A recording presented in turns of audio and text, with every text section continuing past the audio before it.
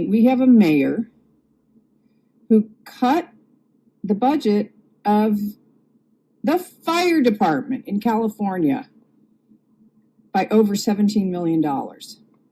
Fire is the biggest hazard in Los Angeles. Why would you cut that budget? There was no water in the fire hydrants, in the Palisades. And by the way, she wasn't even in town during fire season.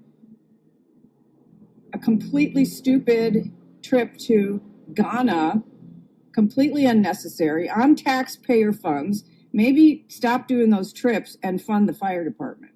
So who was part of the 4-person delegation to attend the inauguration of Ghana's new president? Virginia Palmer, U.S. Ambassador to Ghana. Yep. Francis Brown, Senior Director of African Affairs. Yep. Shalonda Young, U.S. Director of Management and Budget. Okay. Karen Bass, Mayor of Los Angeles. Wait, what the fuck? One of these things is not like the others. One of these things doesn't belong. Do you owe citizens an apology for being absent while their homes were burning? Do you regret cutting the fire department budget by millions of dollars, Madam Mayor? Have you nothing to say today? Have you absolutely nothing to say to the citizens today? Elon Musk says that you're utterly incompetent. Are you considering your position? Madam Mayor, have you absolutely nothing to say to the citizens today who are dealing with this disaster?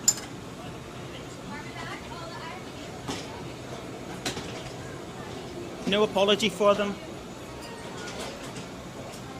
Do you think you should have been visiting Ghana while this was unfolding? How is there no water in the hydrants, Governor? Is it going to be different next time? It has to be. Over the course of the next several years, Los Angeles will be host to the World Cup, and then the Super Bowl, and then the Olympics. Yeah. With this rebuilding effort needing to take place, is LA going to be ready for all of those global events? But also the opportunity, I think, to rebuild at the same time. And that's why we're already organizing a Marshall Plan. We already have a team of looking and reimagining LA 2.0.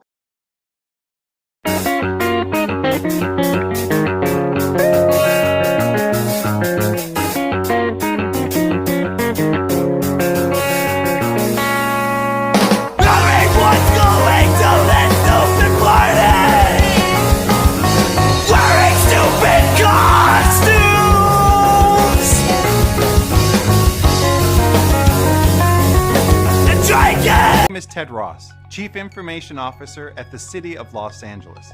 As you know, we live in a world full of urban challenges. To address these challenges, Los Angeles looks to smart city technology. A smart city is an integrated, intelligent urban ecosystem comprised of multiple ingredients that must work together for the benefit of the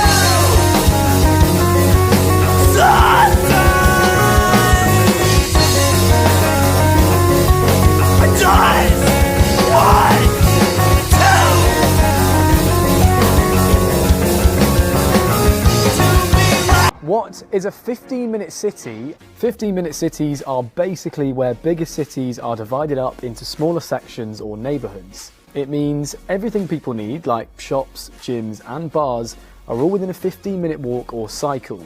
With town planners making places better to live in, they'll reduce carbon emissions with fewer people needing to use their cars, in turn improving people's health.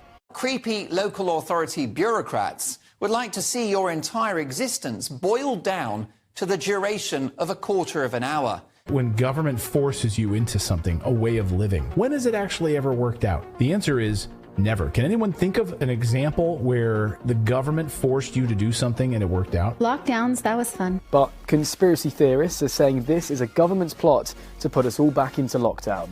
That's not true. This dystopian plan will see roads in some of Britain's most iconic towns and cities being blocked off with cars being restricted to certain areas, all overseen by number plate recognition cameras installed everywhere, with a surveillance culture that would make Pyongyang envious. That's not true. One long-term intention to spread facilities among neighbourhoods, and one traffic restriction trial due to be brought in next year, which will use cameras and a permit system to track car journeys among certain roads across the city, and potentially fine people if they use them too often.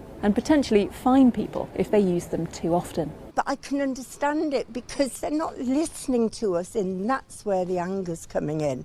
There is no democracy in Oxford. That's not true. In some places, your car would have an allowance to drive on certain streets for a fixed number of days in the year. Some roads out of bounds to all. You will only have 15 minutes of freedom. We know that's not the case. And potentially fine people if they use them too often. But it's clear that this policy, which local authorities argue will also help get carbon emissions down, is an unprecedented assault on how we go about living our lives, allowing the state to control your movements by car. And there's never been a more important time for Los Angeles to be smart than now, as we prepare to host the world in the 2028 Summer Olympics and Paralympics. It genuinely feels like a policy that would happen in mainland China. And why are conspiracy theorists jumping on it? My name is Jeff Merritt. I am the head of IoT, or Internet of Things, IoT, or Internet of Things, for the World Economic Forum, based in San Francisco as part of our Center for the Fourth Industrial Revolution. It's a real pleasure to welcome you here for this session on building the cities of tomorrow. There's really no better place to hold a session like this than in China and in Shenzhen, that we're seeing such rapid change in China. We held a China Business Roundtable in July in Beijing, and we were focusing on the Internet of Things and cities. And one thing that was immediately clear is that many of the challenges that China faces are similar to challenges that have been faced around the world as we introduce technology into our cities. And so today it is, I think, appropriate that we're having this session because there were two announcements. On one hand, World Economic Forum released a new publication that you can get online on agile cities preparing for the fourth industrial revolution. And also we announced that in China we will be opening a center for the fourth industrial revolution. And not surprisingly, cities will be a key part of our work there.